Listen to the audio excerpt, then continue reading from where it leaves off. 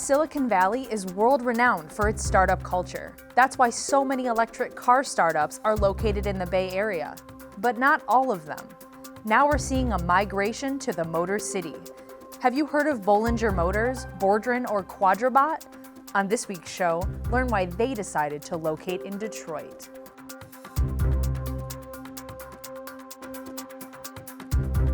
Underwriting for the production of Autoline This Week has been provided by RSM.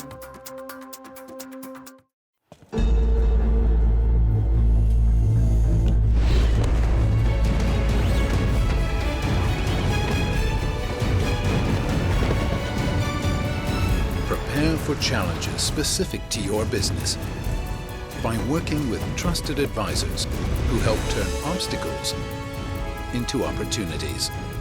Experience the power of being understood. RSM, Audit, Tax, and Consulting for the Middle Market. And now, here's your host, John McElroy. I want to thank you all for joining us on Autoline This Week. Silicon Valley is known for all the EV startups that are going on there, but we're starting to see a bit of a migration to the Motor City. Rivian, of course, has gotten a lot of headlines, but on today's show, we've got 3 EV startups located in the greater Detroit area that maybe you haven't heard of, and that includes a company called Quadrobot, and we've got Joe Buick from that company today. Robert Bollinger has got his own company called Bollinger Motors, and Jerry Lavine is with a company called Bordrin. I want to thank all 3 of you for coming on the show today. Joe, and by the way, Joe Buick, I mean, come on, it doesn't get any more automotive than that. And you're related to David Dunbar Buick, who launched the Buick Motor Company. That is right. 3 generations ago, he passed in 1929, so it really wasn't that long ago. Great-great-grandfather's uncle. In fact, my cousin David Dunbar Buick, who lives in Detroit, as I do, he was invited when General Motors had their 100th anniversary a few years back to celebrate that with them. So. Yeah, it's great. All in the family. I love it. It's just a name now, though, because I'm not a trust fund baby. Okay. So, real quick, what's Quadrobot? What do you guys do? Sure. I mean, Quadrobot, the way I describe it is it's a mobility platform. And I think different maybe than the other guests today, it's a low-speed delivery vehicle with maximum capacity. Our first market will be in China. It's completely electric. And we're a U.S.-based company in Madison Heights. We're looking also in the city of Detroit, but we are a startup with a mobility platform that is a social product, we think, similar to an iPhone. I can talk more about that, but it's designed to deliver packages and collect packages, and we have orders in China from the Postal Service now. Real good. We'll get into more details on that, but Robert Bollinger, let's turn to you, and why don't you let the audience know what you're working on? Sure. So Bollinger Motors, we're located in Ferndale right now, but looking to move into the city of Detroit. We have the 2-door B1 prototype that you see on our website, and we've had out there in testing and done a lot of stuff with. Right now we're building a 4-door version and a 4-door pickup version, which will be debuting towards the end of this summer. All electric, all-wheel drive, all aluminum, Class 3 truck. So as this show airs, you're just about to be coming out with this. Just about is a stretch, Okay. a little bit, just about and then some, but yeah, very soon. Yep. Well, good. Jerry Lavine, what's Bordrin? So Bordrin is a Chinese new energy vehicle OEM. We've shown our first 2 vehicles, the IV6 and IV7 at the Shanghai Auto Show this year. The IV6, the first vehicle, will be launched in China in the first quarter of next year. Very interesting. We'll get into more details on that, but you're all 3 startups. Why would you get into the automotive industry right now? I mean, everything that you read and hear about is great turmoil coming, upheaval coming. Why get into the industry now? I can speak for Quadrobot in that our CEO, Mike Wang, who's originally from China, was educated at CCS, College for Creative Studies. In fact, in Detroit. And one of our board members, John Manoogian, who I think you know from prior shows, he is very involved in the company as well. Detroit is it's a brand that we embrace. I mean, it's something that we want to do, being it's the Motor City.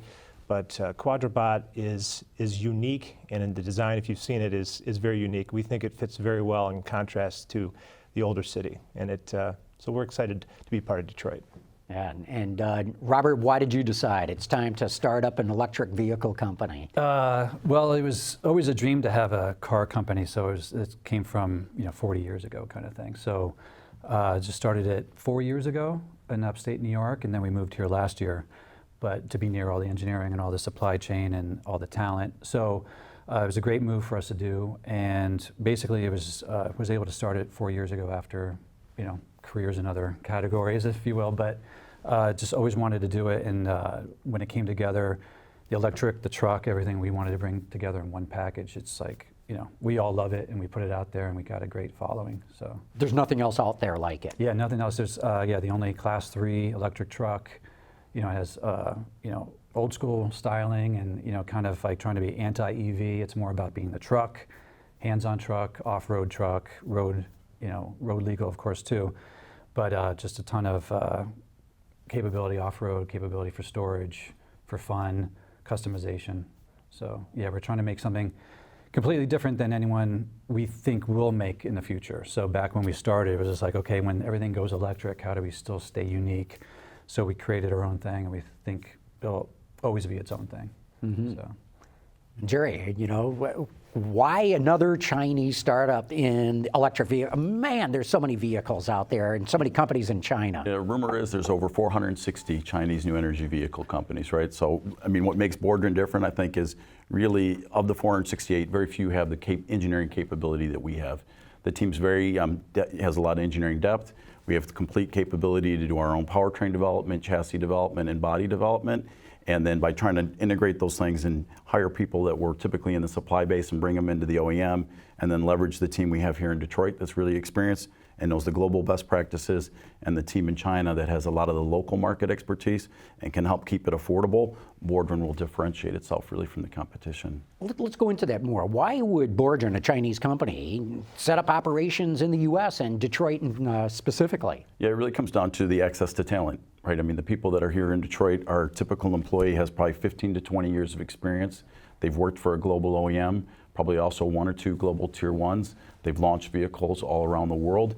And then there's also the thought that you need competing engineering teams, right, and design teams. There's a benefit to having a team in North America and a team in Asia because there's, they can push each other, new ideas, better ideas, peer reviews, different experiences, and try to leverage and integrate the best of both. Mm-hmm. Joe, you mentioned Mike Wang is from China originally. Yes. Do you have Chinese connections beyond just him? Yes, in fact, we have employees, engineering and product development in China, even though the majority of our design and engineering will be coming from the West.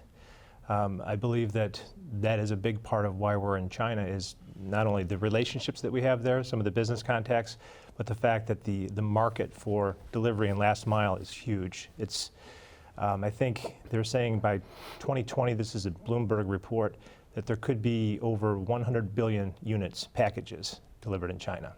Delivered autonomously? Yes, just delivered. Oh, just delivered. And so that's a market that we want to be a part of, and it's antiquated. It's not green, and the Chinese government, as you know, is really pushing this the green vehicle and the electric and the I think the fuel cell too.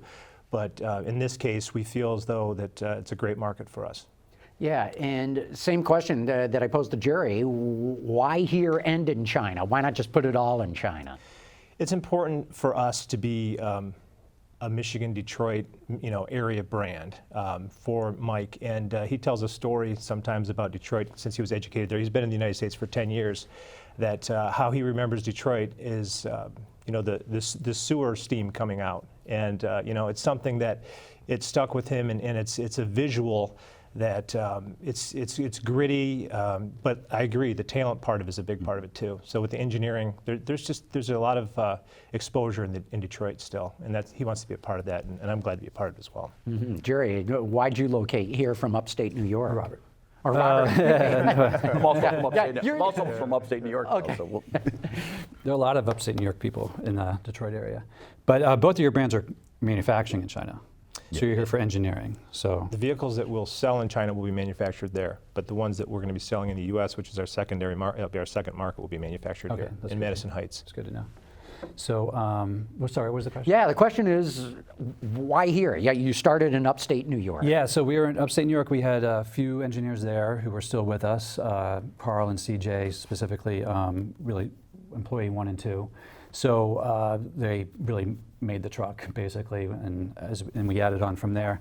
So I was trying to recruit engineers to come to upstate New York, and they just wouldn't budge. So we were a startup, we're an unknown startup, and we're not in the Detroit area. I think a lot of people, who have been here for many generations that you want to tap into want to stay here, and so you come here. So that was the biggest thing. Also, I was flying out here every other week to meet with vendors. So it was just like, why don't I just stay here? It's easier for me to move. And then I convinced CJ and Carl too also. And then Mark, who's our brand director, he came along too. So, and then we've hired 20 plus people since we moved here, just in the past 4 or 5 months. So. You're all talking about moving to the Detroit area because of the talent that's here, but every company I talk to in this business says, man, we're struggling to get the talent that we need. How are you guys finding it? We've grown from 40 people to about 85 in the past year. We want to grow another 20 this year, and it's going to be a struggle. So I think we had that initial big growth spurt, and then now really to find the key people that we need, it's become more difficult. We have not had a problem. Now, we don't have the number of employees that you do yet, but we've been able to strategically make some hires that are going to be good for the company in terms of development. And we also have some key people on our board, being that we're a startup, they have experience as well. Mm-hmm. So, yeah. For us, I think we found people who are not wanting to do the same thing at one of the bigger companies for the rest of their life. Like, I'm always going to be working on, the middle console forever kind of thing. So I think we are finding great people because they just want to be part of the whole product and have a chance to work on many different aspects of the truck and to be part of a smaller team. So I think we kind of get the rebels or the weirder people, in a good way. I don't know how that came across, but you know what I mean. I know what you mean, exactly. In a good way. You want more of the creative types that exactly. aren't going to be, pigeonholed into doing the same thing. Exactly. Yeah, the line I always heard was people having to design taillight bezels or hubcaps. Right, so right. you don't want to do that the rest of your career. Right, and so everyone on our team is basically able to do just about anything on it, and we're moving around a lot of times, and when one thing is done, it's like, okay, now you're on this, and it has to be done by the day after tomorrow. So it's constantly like that. And then we have peer reviews and all that kind of stuff internally. So the other thing too is that when we're in upstate New York, I don't know how you find this, but when we're upstate New York trying to work with some people elsewhere, it's very difficult. And actually we were using one engineering firm that used a lot of engineering help back in China, and it just did not work. So I'm not a fan of having a lot of people in different offices. I think that's actually, can be troublesome. But if you can make it work, I'd love to know how that happens, but it's to have everyone in one building in one spot has really been great for us. So, yeah. So we've been able to make it work with the 2 different locations, but we had a third location, and the third, it just seemed to not work. Yeah, so, and then even with the 2, though, we have to typically have kind of like clear roles and responsibilities. What's the handoff? We have people that travel back and forth quite a bit also. But we've also gone after the same type of people, the rebels that they want to be able to do everything and anything, but also ones that are really hands-on. Yeah. John, you're at our facility, half of it's a shop and half of it's an office, right? If you don't want to get dirty, it's not the right place to come. And if you want to say, that's not my job, it's also not the right place, right? No, you hit the nail on the head. That's what impressed me about your operation is, you got engineering offices and the like. You got a shop, though, where you can start making things, right? Joe, same with you guys? Yeah, I think one of the advantages we're going to have when we're ramping up for manufacturing in the next 18 months in the U.S. is that we will not need to hire as many people as a conventional auto company, because it's what we call Lego construction. There's no welding, there's no stamping. It's composite material. So we will have, I would say, 25% of the workforce you normally would have to develop a car. So you literally designed labor out of the product. Yes, and some of the people in economic development don't like to hear that, but it's really, it's a disruption in the manufacturing, and it's a different type of a vehicle. It's not our first vehicle that we're making is a delivery vehicle. It's not a passenger vehicle. So I think people will be surprised how many units we can kick out of 30,000 square feet compared to other companies. Yeah, that's an advantage, I think. Yeah, that might have a couple of million square feet. Right. So did you all ever consider, your companies ever consider going to Silicon Valley or the Bay Area over, say, coming here or someplace else? I lived in LA for 3 weeks and I couldn't stand it, so no. Never really considered it. Yeah. You could probably find some weird employees out there. Yeah. Some money maybe for investors, but yeah, it's. I like the East Coast. Been in New York for 25 years and now here. So originally from Pittsburgh, so Midwest and East Coast is, I think, where people know how to work better than also West the Coast. infrastructure, So though, start right? it out there.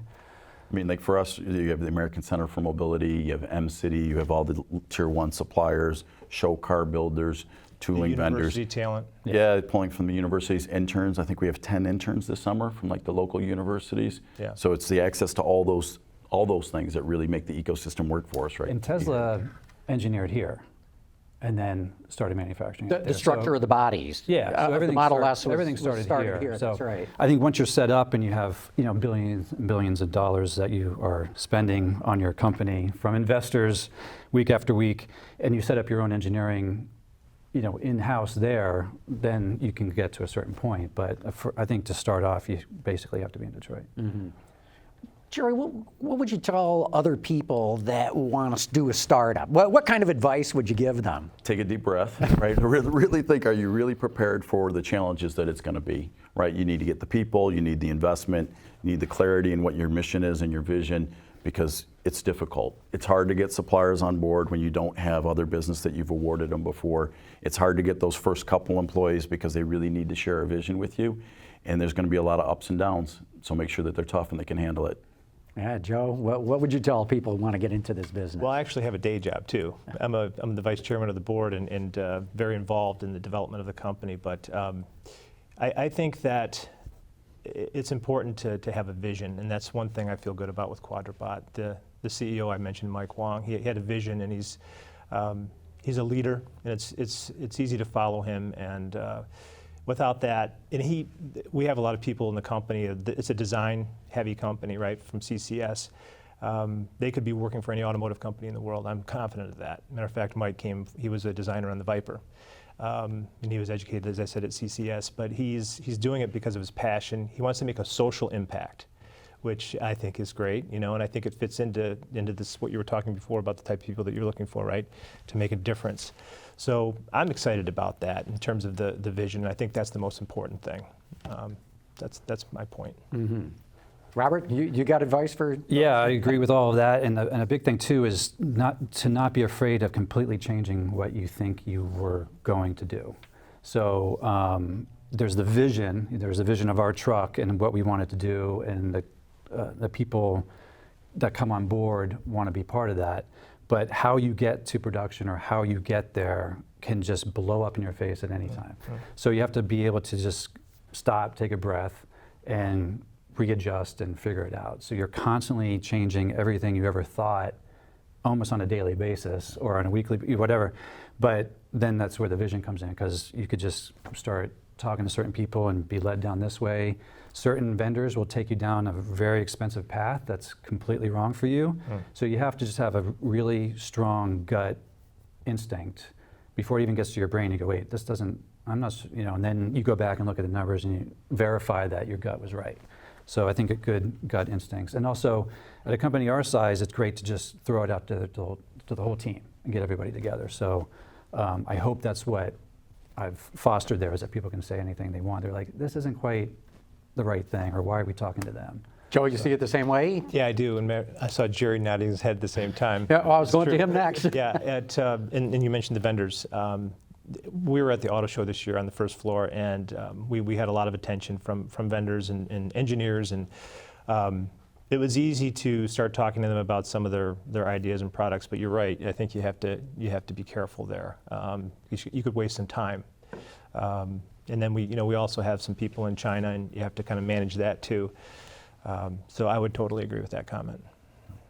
Yeah, Jerry?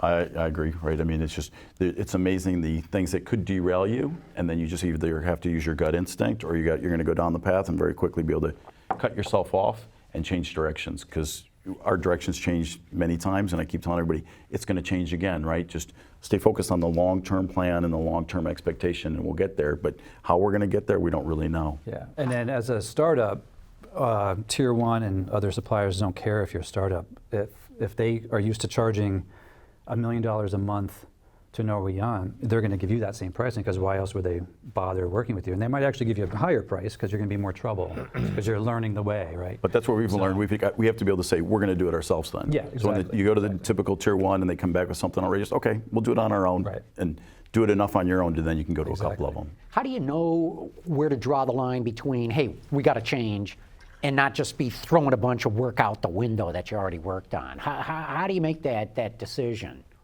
I think it is gut feel, Yeah. right? And it's having the right leader, right? The right leader for the team and for the company, and your gut, your gut feel and experience. And like Robert said too, having a team of people that aren't afraid to speak up. Right. And to Yeah. Yeah, because everyone's hired for what they know that I don't know. So, there's dozens of people at my company who know better than I do about just about everything. So I need them to speak up, right? Because my thing is to react to what they're telling me, but I may not even know there's a problem. So everyone needs to come to me. Okay, so getting a bunch of input and your small companies, which allows that, and they're working on entire vehicles, not just one little part of it. But how do you know what's good that's going on? I mean, we talked about some of the pitfalls. What would you say are some of the pluses that you might even want to share with other startups to emphasize that part of the business? I think the big thing is we don't have any legacy constraints. We can do what's right? I mean, our product, what's the right thing for the customer, what provides the biggest value. We don't have an existing bill of process or plan or capital equipment that we're forced to go down. We don't have an incumbent supplier that we have to source. So what's the right thing for the customer and the product? That's what decides what you do. Yeah, for us in upstate New York, especially because we're away from the entire industry, basically 6 or 7 of us designed and created this truck just out of what we wanted. So we didn't have to answer to anybody. It was just exactly what we wanted to do. So when we had a reveal, it was just like, is anybody going to like this? It was just like a big chancy thing, and then we got a great response.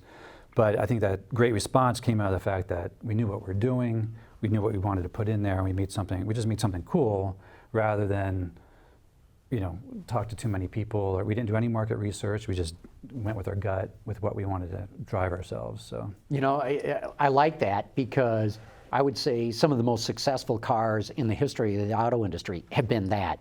It's been one person or a very small team's vision of what they wanted to do. Now, if you're going to do mass market vehicles, it's harder to go that route because the gamble is so big, the investment is so large. Right. But if you're going to go in a niche like you're doing right now, doing it the way you're doing it, I think, is what helps set startups apart from all the well-established car companies. Yeah, and we want to stay niche. We don't want to answer to too many people. So only our customers. So Mark is in charge of responding to everyone who responds in our social media, emails, all that kind of stuff, and Chet, our sales director. And so we respond to everything. So those are the people we're listening to with suggestions and what we're going to do. So they're the ones who fell in love with the truck day one, and that's great for us. So. Yeah, Joe, what do you see as some of the positives on, we talked about some of the challenges of being a startup. What are some of the positives? Well, for us, for Quadrobot, what makes me comfortable, one of the things at least, is the market. I mentioned this earlier, is that it's such a great entry point for us, for a startup vehicle company. Excuse me, is having this explosive e-commerce situation going on, not only in China but now in the United States. Of course, there's many people now getting into this space too.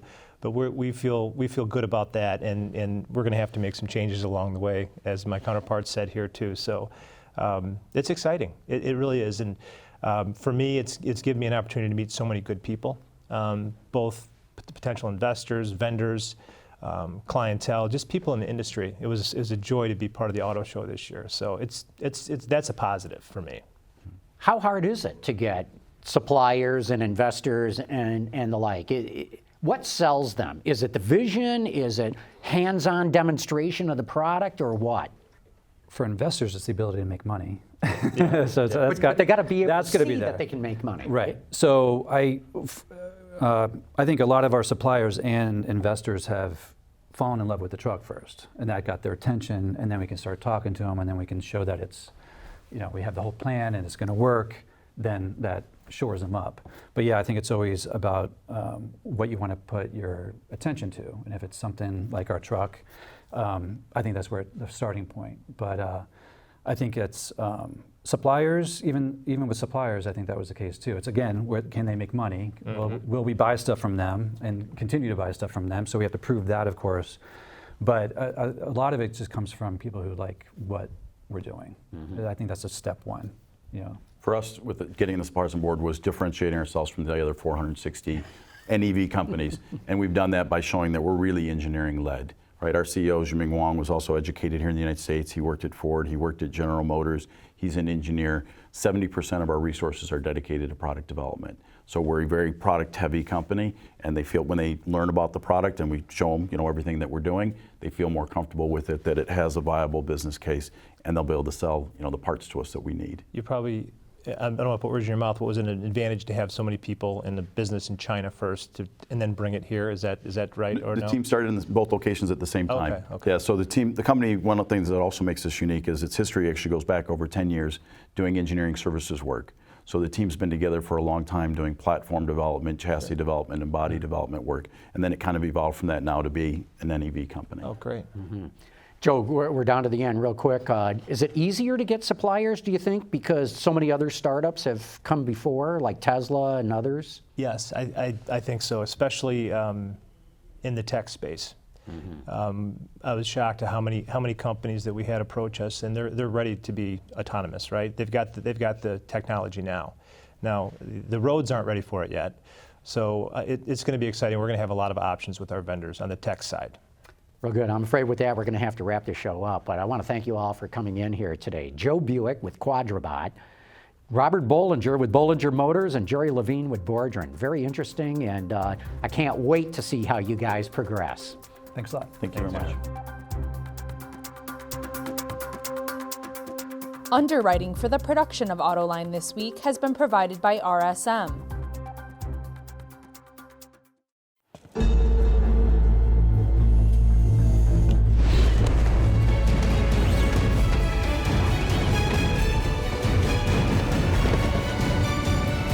Prepare for challenges specific to your business by working with trusted advisors who help turn obstacles into opportunities. Experience the power of being understood. RSM, Audit, Tax, and Consulting for the Middle Market.